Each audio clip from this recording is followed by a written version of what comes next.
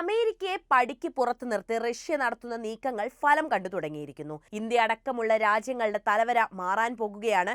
BRICS കൂട്ടായ്മയിലേക്ക് രാജ്യങ്ങൾ തള്ളിക്കയറുമ്പോൾ ശ്വാസം മുട്ടുന്നത് വേറെ ആർക്കുമല്ല, അത് അമേരിക്കയ്ക്കാണ്.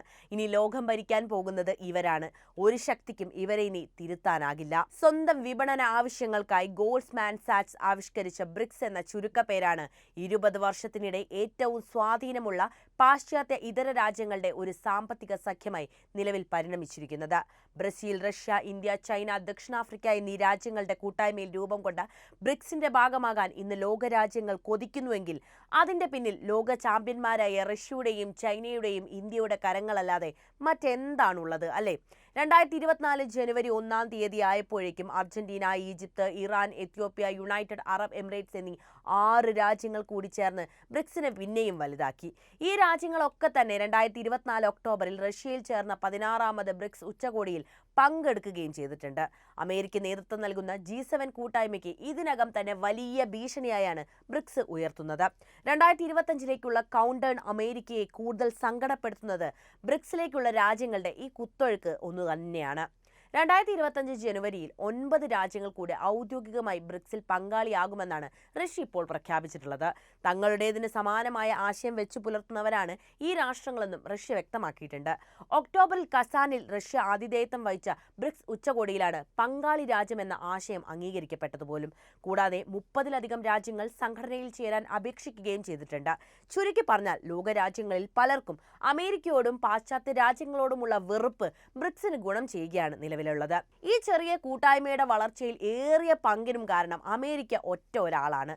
ഒരു രാജ്യം ബ്രിക്സിൽ അംഗത്വം എടുത്താൽ തുടർന്നു വരുന്ന എല്ലാ ഉച്ചകോടികളിലും, വിദേശകാര്യ മന്ത്രിമാരുടെ യോഗങ്ങളിലും, പ്രത്യേക സെഷനുകളിലും മറ്റ് ഉന്നതതല പരിപാടികളിലും അവർക്ക് സ്ഥിരമായി പങ്കെടുക്കാൻ സാധിക്കുമെന്നതാണ് ഇതിന്റെ പ്രത്യേകത. Belarus, Bolivia, Indonesia, Kazakhstan, Thailand, Cuba, Uganda, Malaysia, Uzbekistan എന്നീ രാജ്യങ്ങളാണ് ജനുവരി 1 മുതൽ ഔദ്യോഗികമായി ബ്രിക്സ് പങ്കാളിയാകുന്നത്. തുടക്കത്തിൽ ബ്രസീൽ, റഷ്യ, ഇന്ത്യ, ചൈന, ദക്ഷിണാഫ്രിക്ക എന്നീ രാജ്യങ്ങൾ ഉൾപ്പെട്ടതായിരുന്നു ഈ ബ്രിക്സ്. ഇവരുടെ പേരുകൾ ചേർന്നാണ് ഈ ബ്രിക്സ് എന്ന പേര് പോലും വരുന്നത്. ഈ വർഷം ആദ്യം Egypt, Iran, Ethiopia, United Arab Emirates എന്നിവയെ ഉൾപ്പെടുത്തി സഖ്യം വിപുലീകരിക്കുകയായിരുന്നു. അതേസമയം പൂർണ്ണ അംഗമാകുന്നതിന് ആവശ്യമായ ആഭ്യന്തര നടപടിക്രമങ്ങൾ ഇതുവരെ പൂർത്തിയാക്കിയിട്ടില്ലാത്തതിനാൽ സൗദി അറേബ്യ ബ്രിക്സിൽ ചേരുന്നത് ഇനിയും വൈകാനുള്ള സാധ്യതയാണ് റിപ്പോർട്ട് ചെയ്യുന്നത്. റഷ്യയിലെ ഉച്ചകോടിക്ക് മുന്നോടിയായി ബ്രിക്സിൽ ചേരാനുള്ള 35 അപേക്ഷകളാണ് ലഭിച്ചിട്ടുള്ളത്. ഇതിനു പുറമെ 2 ഡസനിലധികം രാജ്യങ്ങളാണ് ബ്രിക്സുമായി സഹകരിക്കാൻ താൽപര്യം കാണിച്ചിട്ടുള്ളത്. Azerbaijan, Bangladesh, Bahrain, Burkina Faso, Venezuela, Honduras, Zimbabwe, Cambodia, Colombia, Republic of Congo, Laos, Kuwait, Morocco, Myanmar, Nicaragua, Pakistan, Palestine, Senegal, Syria, Chad, Sri Lanka, ഉത്തര കൊറിയ എന്നിവയാണ് ഈ രാജ്യങ്ങൾ. ഈ കൂട്ടത്തിൽ പാകിസ്ഥാനെ കൂടെ കൂട്ടണോ എന്ന കാര്യം തീരുമാനിക്കേണ്ടത്, ഇതിന്റെ ഉത്തരവാദിത്തമുള്ളത് നമ്മുടെ ഇന്ത്യക്ക് തന്നെയാണ്. അമേരിക്ക നേതൃത്വം നൽകുന്ന പാശ്ചാത്യ ശക്തികളുടെ സാമ്പത്തിക രാഷ്ട്രീയ കുത്തകയെ വെല്ലുവിളിക്കുക എന്നതാണ് ബ്രിക്സ് സഖ്യത്തിന്റെ പ്രധാന ലക്ഷ്യങ്ങളിലൊന്ന്. ഇത് ചില്ലറയൊന്നുമല്ല അമേരിക്കയുടെ ഉറക്കം കെടുത്തുന്നതും. നാറ്റോ സഖ്യത്തിലെ തുർക്കി പോലും ഒരു വേള ബ്രിക്സിലേക്ക് വരാൻ താല്പര്യം പ്രകടിപ്പിച്ചതോടെ ബ്രിക്സിന്റെ സാധ്യതയെക്കുറിച്ചുള്ള അമേരിക്കയുടെ ആശങ്കയ്ക്ക് ആക്കം കൂടി എന്ന് വേണം നമ്മൾ മനസ്സിലാക്കാൻ. മാത്രവുമല്ല, UN പോലും തന്റെ പോക്കറ്റിലാണെന്ന് അഹങ്കരിക്കുന്ന അമേരിക്കയെ സംബന്ധിച്ച് UN secretary general Antonio Guterres റഷ്യയിൽ നടന്ന ബ്രിക്സ് ഉച്ചകോടിയിൽ പങ്കെടുത്തത് വലിയ തലത്തിൽ പ്രഹരമേൽപ്പിച്ചിട്ടുണ്ട്. അമേരിക്കയെയും ഉക്രൈനെയും ശരിക്കും വിഷമിപ്പിച്ച സംഭവം കൂടിയായിരുന്നു ഇത്. 2 വർഷമായി നീളുന്ന റഷ്യ ഉക്രൈൻ യുദ്ധത്തിന്റെ എല്ലാ കളങ്കവും റഷ്യയുടെ തലയിലിട്ട് തലയൂരാൻ നോക്കിയ അമേരിക്കയ്ക്കും ഉക്രൈനും ഇത് തോന്നിയില്ലെങ്കിൽ മാത്രമല്ലേ അത്ഭുതമുള്ളൂ, അല്ലേ? ഐക്യരാഷ്ട്രസഭയുടെ വലിയ സ്ഥാനത്തിരുന്ന ആന്റോണിയോ ഗുട്ടറസ് ചെയ്ത പ്രവൃത്തി തെറ്റാണെന്നായിരുന്നു ഇരു രാജ്യങ്ങളും ചൂണ്ടിക്കാണിച്ചത്. പക്ഷെ അദ്ദേഹം ഇതിന് വലിയ പരിഗണന നൽകിയില്ല എന്നതാണ് മറ്റൊരു കാര്യം. ബ്രിക്സ് കൂട്ടായ്മയുടെ വളർച്ചയെ വളരെ അസൂയോടെ, സർവോപരി ഭയത്തോടെയാണ് അമേരിക്ക നോക്കി നിൽക്കുന്നത്. എപ്പോഴും ബ്രിക്സ് കറൻസി എന്ന ആശയം ചിന്തിച്ചത് മുതൽ തന്നെ അമേരിക്കയ്ക്ക് ഇരിക്കെ പൊറുതിയില്ലായിരുന്നു. അമേരിക്കൻ കേന്ദ്രീകൃതമായ ഒരു സാമ്പത്തിക വ്യവസ്ഥയെ അപ്പാടെ തകിടം മറിക്കാൻ പോലും പ്രാപ്തരാണ് ഈ ബ്രിക്സിന് സാധിക്കുമെന്ന തിരിച്ചറിവിൽ മുറവിളി കൂട്ടുന്ന നിയുക്ത അമേരിക്കൻ പ്രസിഡന്റിനെ നമ്മൾ തന്നെയാണ് കണ്ടത്. ഡോളറിനെ തള്ളി താഴെയിടാനുള്ള ബ്രിക്സിന്റെ ശ്രമങ്ങൾക്ക് വലിയ വില നൽകേണ്ടി വരുമെന്നായിരുന്നു അന്ന് ഉയർത്തിയ ഭീഷണി. അതായത് ഡൊണാൾഡ് ട്രംപ് ഉയർത്തിയ ഭീഷണിയാണിത്. വില തന്നെയാണ് ട്രംപ് ഇവിടെ ഇട്ടത് എന്നത് സത്യമാണ് കേട്ടോ. കാരണം താരിഫ് വർധനമാണ് ട്രംപിന്റെ പ്രധാന ഭീഷണി പോലും. വിപുലീകരിച്ച ബ്രിക്സ് ഗ്രൂപ്പ് ഇപ്പോൾ ലോക ജനസംഖ്യയുടെ 45%, ആഗോള മൊത്ത ആഭ്യന്തര ഉൽപ്പാദനത്തിന്റെ 25%, പ്രതിനിധീകരിക്കുന്നുണ്ട്. അമേരിക്കയുടെയും യൂറോപ്യൻ യൂണിയന്റെയും മാർഗനിർദ്ദേശങ്ങളും സംവിധാനങ്ങളും ഇല്ലാതെ രാഷ്ട്രീയവും സാമ്പത്തികവുമായ ബന്ധങ്ങൾ കെട്ടിപ്പടുക്കുന്നതിന് വ്യത്യസ്തമായ ഓപ്ഷനുകളാണ് ബ്രിക്സ് കൂട്ടായ്മയിലെ രാജ്യങ്ങൾക്ക് മുന്നിലുള്ളത്.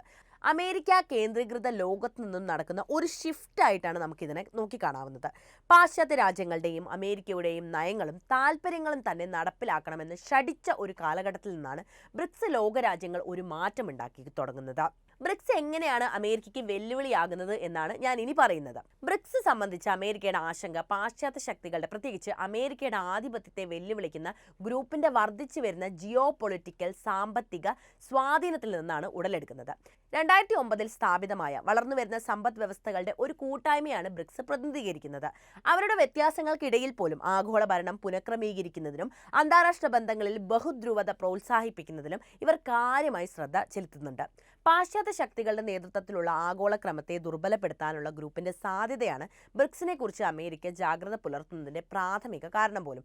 ചരിത്രപരമായി പാശ്ചാത്യ ലോകത്തിന്റെ താല്പര്യങ്ങൾ പ്രതിഫലിപ്പിക്കുന്ന സ്ഥാപനങ്ങളായ ഇന്റർനാഷണൽ മോണിറ്ററി ഫണ്ട്, അതായത് IMF, ലോകബാങ്ക്, ഐക്യരാഷ്ട്രസഭ തുടങ്ങിയ ആഗോള സ്ഥാപനങ്ങളിൽ US-നും സഖ്യകക്ഷികൾക്കും കാര്യമായ നിയന്ത്രണം ഉണ്ടായിട്ടുണ്ട്.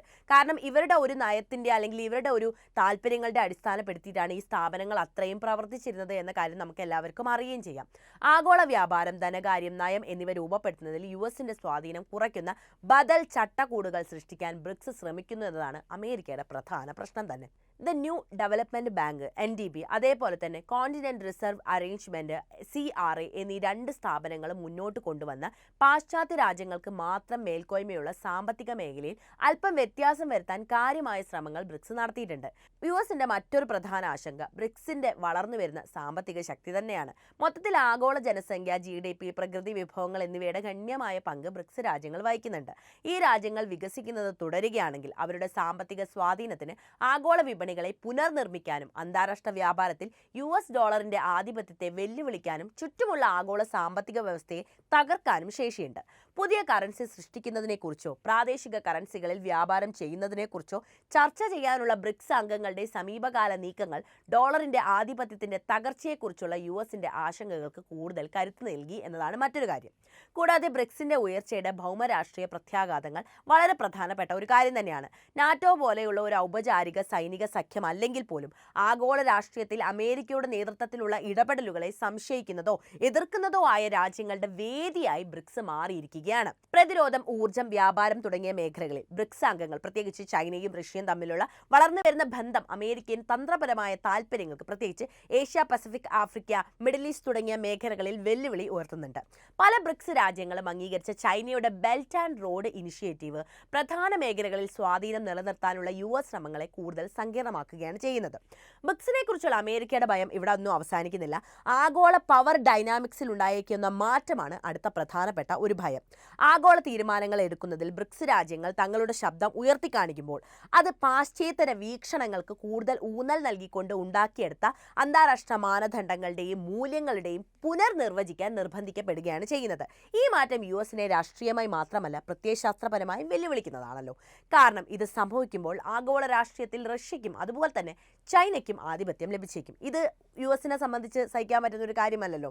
ബ്രിക്സിനെ കുറിച്ചുള്ള അമേരിക്കയുടെ ഭയം അതിന്റെ രാഷ്ട്രീയ, സാമ്പത്തിക, തന്ത്രപരമായ ആധിപത്യത്തിന് ഗ്രൂപ്പ് ഉയർത്തുന്ന ഭീഷണിയിൽ വേരൂന്നിട്ട് ഉള്ളതാണ്. ബ്രിക്സ് സ്വാധീനം വർദ്ധിപ്പിച്ചുകൊണ്ടിരിക്കുമ്പോൾ ആഗോള ഭരണം പുനഃക്രമീകരിക്കാനും US നേതൃത്വത്തിലുള്ള സാമ്പത്തിക വ്യവസ്ഥയെ വെല്ലുവിളിക്കാനും ആഗോള പവർ ഡൈനാമിക്സിൽ മാറ്റാനുമുള്ള കഴിവ് ഇവർക്ക് ലഭിക്കുകയാണ്. ഇവയെല്ലാം തന്നെ പരമ്പരാഗതമായ അമേരിക്കൻ നേതൃത്വത്തിലുള്ള ലോകക്രമത്തിന് ഭീഷണിയായിട്ടാണ് അമേരിക്ക ഇതിനെ കാണുന്നത്. പോരെ അമേരിക്കയ്ക്ക് ഉറക്കം നഷ്ടപ്പെടാൻ? ഇത്ര നാളും കഷ്ടപ്പെട്ടുണ്ടാക്കിയ അപ്രമാദിത്വത്തെ വിട്ടു നൽകാൻ അമേരിക്ക തയ്യാറാകുമോ? എന്തായാലും കൂടുതൽ രാജ്യങ്ങൾ അണിചേർന്ന് ബ്രിക്സ് കൂട്ടായ്മ വിപുലപ്പെടുന്നതോടെ പുതിയ തന്ത്രങ്ങളുമായി അമേരിക്ക വീണ്ടും കളത്തിലിറങ്ങും എന്നത് ഉറപ്പല്ലേ? ഈ വിഷയത്തിലെ നിങ്ങളുടെ അഭിപ്രായം എന്തായാലും കമന്റ് ചെയ്യണേ. ഒപ്പം വീഡിയോ ഒന്ന് ലൈക്ക് ചെയ്യാനും ഷെയർ ചെയ്യാനും പ്രത്യേകം ശ്രദ്ധിക്കുമല്ലോ.